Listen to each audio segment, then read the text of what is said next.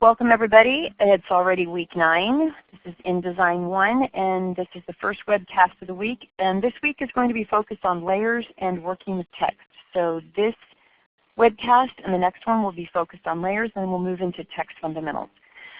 And layers will be very critical in your lab that's going to be assigned as well this week, because you're going to have lots of junk on a page, and it will most likely be junk since the topic of it is going to be trashy tabloids.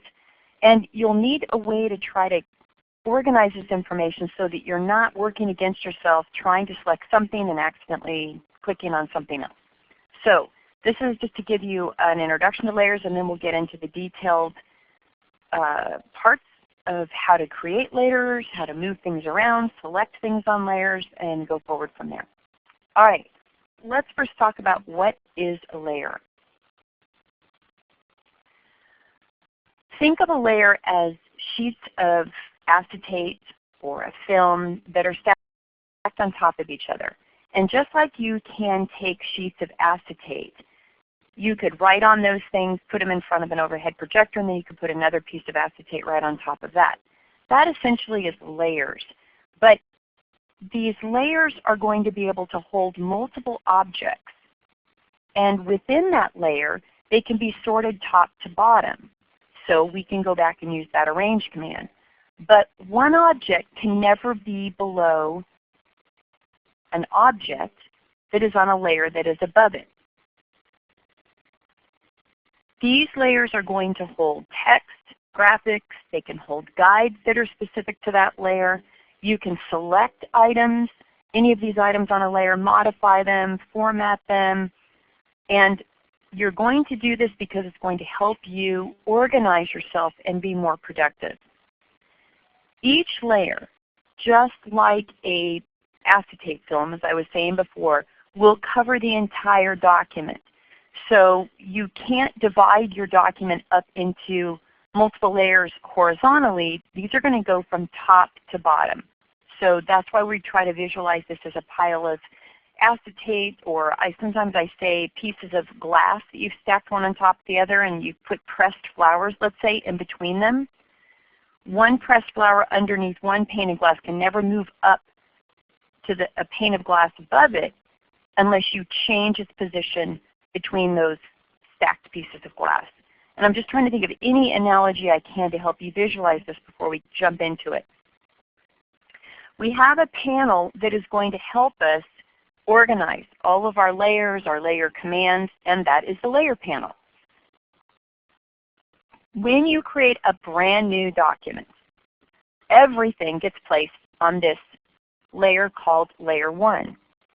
And Layer 1 is associated with the color blue. That's just the default in InDesign. It doesn't have to stay that way, but that's the way it starts. So everything we've been doing so far, unless some of you have gone off on your own to try to help yourself get more organized by using layers, you have done on a single layer. And if I unscroll this layer, I can see that there are lots of items underneath this layer. And it's going to become very obvious very quickly that I'm going to be pretty much stepping on my own feet as I'm trying to work through selecting an object that's underneath another object. I have to find a place to select it, or I have to use a keyboard equivalent to try to drill down beneath it. And layers are going to help us simplify that process significantly. If you are in either a Photoshop class right now or an Illustrator class, you're going to see that the organization of layers, how you interact with layers, is going to be very similar. The differences will come in why you're using layers. So in Photoshop, it's not going to be the same purpose for the most part. You are trying to organize things, but you are not trying to put pixels together to act as a single unit. I would say if it's going to be analogous to any of the other applications, it's going to be closer to Illustrator. And in fact, for one of the first times in recent InDesign development, we finally have a layers panel that more closely mimics the amount of detail that we have in Illustrator. We were not able to have this kind of detail and control before they adopted pretty much the workflow for Illustrator, and they popped it into InDesign, which we're really grateful for. So now that we're looking at this layers panel, and I've told you that we do this to become more productive, why in the world is this going to help me be more productive?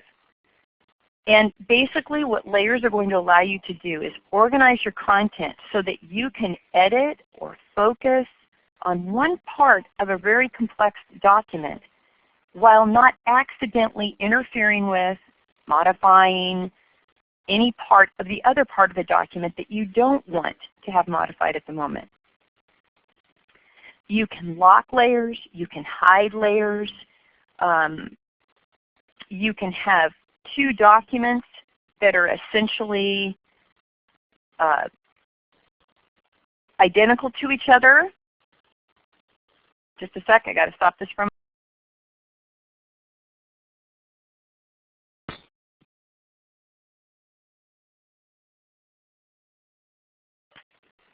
Sorry about that little pause, everybody. I got a phone call I had to take. I'm really sorry.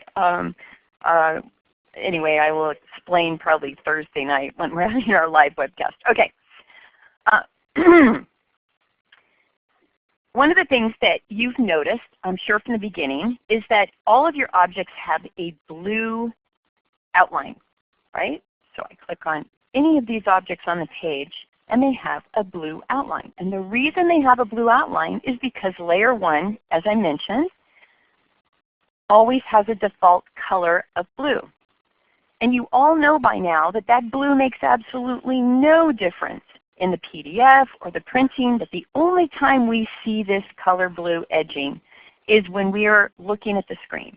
And that is also going to be a big help to us when we start working with multiple layers, because we get to choose what color we want represented on a layer. We can change layer 1 to any custom name we want. We can create multiple layers, and I can even go back and change this default color blue to anything else that I want. Now, when I was saying about having two almost identical documents, I have an example of that. That keyboard equivalent sheet that I posted on WordPress is an example of where I used layers in order to help myself not, or I guess I should help myself keep information straight. So for example, I have my company name up here in the left corner. I have InDesign keyboard shortcuts. I have a background image. I have certified instructor. And then I have the text. Well, one of the problems with two documents that are very similar is always that you have to maintain both documents. So for those of you who are on a PC, you know that you got a PC version. And those on the Mac, you got a Mac version. So I didn't want to update two documents constantly going back and forth, because often what happens is you forget to update something on the other document. And this is something that in tech writing we use conditional text for, and we do have the ability to use conditional text in InDesign, but working with layers often takes care of that need by supplying it a little bit differently. And there are reasons why we have to use conditional text, but in this case the layers worked just fine. You can see I have a PC layer and I have a Macintosh layer.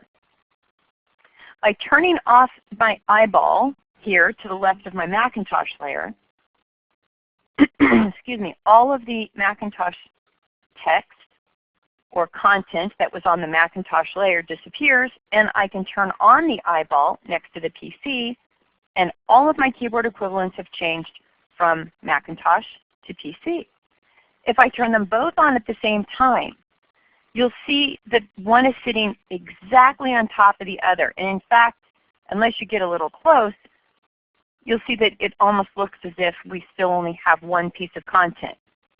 And we can see these are just slightly off from each other.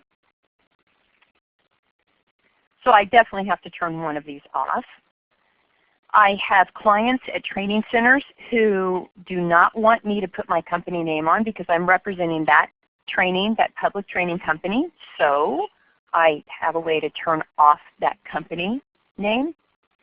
And Then there are cases where they don't want any other image on the page, and so maybe I will just turn off the all. And the all will get rid of certified instructor. Actually, unfortunately, it got rid of a footnote I'd rather keep, the image, company name, everything. If I had to do this by hand, it would take me so much longer.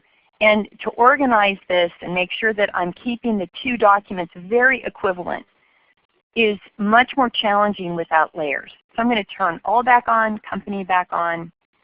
And when I'm editing this, for instance, I may decide to add a keyboard equivalent and I don't have room for something else, I'm going to delete it. It's so nice to be able to overlay these two layers and see, all right, that's where I added it on this one, what's missing on the Macintosh. Oh, I see. I put this keyboard equivalent in and I didn't change it on this layer. Another very popular reason why people use layers for organization of multi-purpose documents is languages. I have several clients that have to put out the same little either pamphlet or technical piece of information, and it has to be done in 5 languages. Well, you use the exact same InDesign document. All of the common information you leave on the page on one layer or 2 different layers, and then you create a layer for each of the languages. And it's as quick as turning on and off those eyeballs and exporting the PDF version. That now becomes, let's say, the Spanish version. This one becomes the Vietnamese version. This one becomes the English version. And all of those edits can be maintained in a single InDesign file. I'm going to close this file and go to another one. I've got this single sample one, which I tried to make as complicated as I could. May not be the best design, but I was just trying to put together a whole bunch of elements. And if I unroll this layer, I can see that I have groups and individual items. I've got items sitting underneath other items. For example, here's my text box. Well, I want to get to the text box that has the willow wren. Oh, darn, I'm going to have to use that control or that command click to try to get it. And then I'm scrolling through and I'm still not getting it. Oh, there we go. Finally, 4 clicks later, because I have a background. I have butterflies. I have, elements that I'd like to go over the top of other elements, but they're all graphic images. It becomes really difficult to try to edit something when there are other things over the top. And yet we love these layouts where we can partially cover something with another element. Now I have another one we'll be working with in the next podcast, which is basically just taking Lab 6, and I just popped in a couple of other elements left the Sonoma County text. But I think this one makes it really easy to see that I'm going to have some problems as I'm trying to edit this. I have the main text box that's over the top of my image. So to click on my image, I'm going to have to move my cursor over to an area that's not covered up. I've got text boxes that sit over the top of each other here.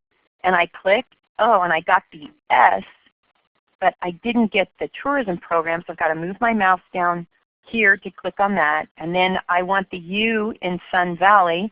Nope, I can't get it there by clicking. I'm either going to have to use Control or Command click, or I'm going to have to click over here to the right.